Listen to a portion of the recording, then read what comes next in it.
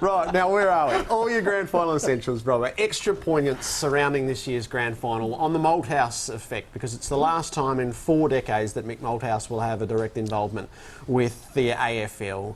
He put it on record after his emotional scenes, and this is some of how it's played out. You're on tenterhooks, and I suppose with my situation next year, it makes me even a little bit more nervous and edgy, and I just want things to happen for our football club and our player group.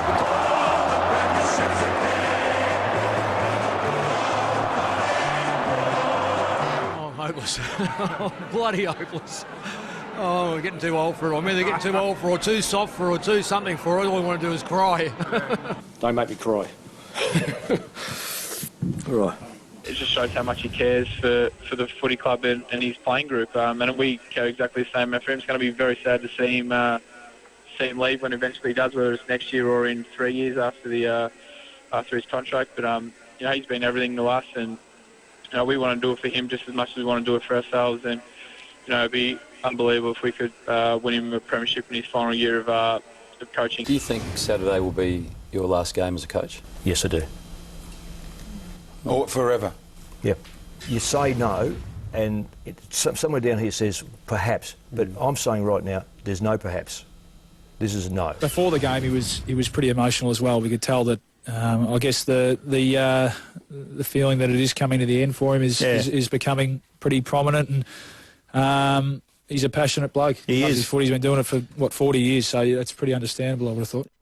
It's a hugely significant career that is coming to an end, and the emotion is there for everyone to share in, either deliberately or quite accidentally. Perhaps these things aren't easily hid. Is that the Malthouse you know? Yep. I don't pretend to know him absolutely that well behind the scenes, but I've seen behind the gruff, obstinate, objectionable exterior that sort of people see as prickly. I suppose I've seen him as a father, and perhaps a little closer to some of his players than publicly is viewed.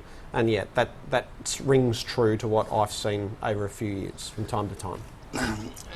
It's been really interesting with Mick, and I've been involved in a couple of interviews there, and he fresh-aired me the other week, so a bit ambivalent. You know, I can't sit in the fence here. Part of me says that Mick's right now is a wolf in sheep's clothes.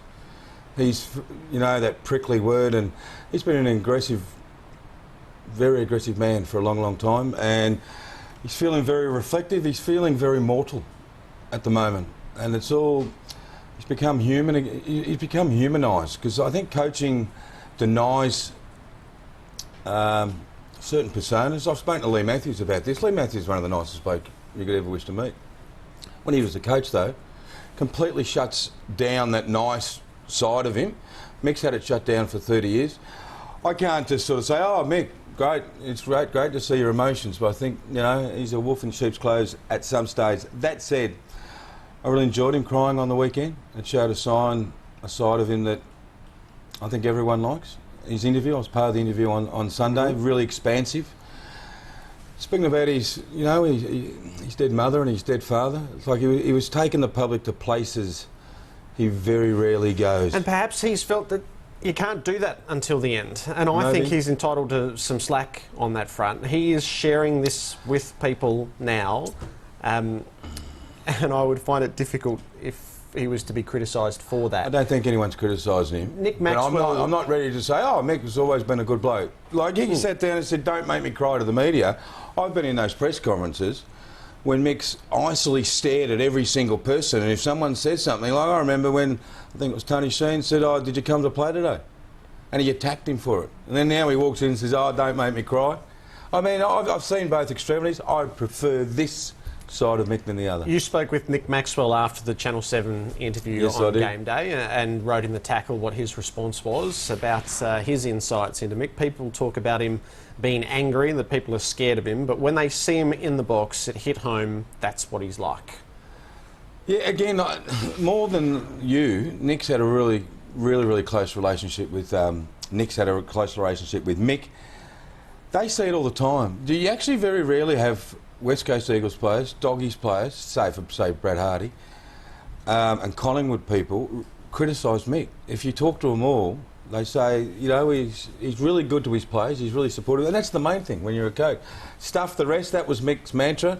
Stuff the media, in some ways it was stuff the fans because the media was the conduit to the fans. I don't know if Mick was always warm to Collingwood fans. It was just professional coaching, ruthless coaching, and it was always with him until 10 days ago.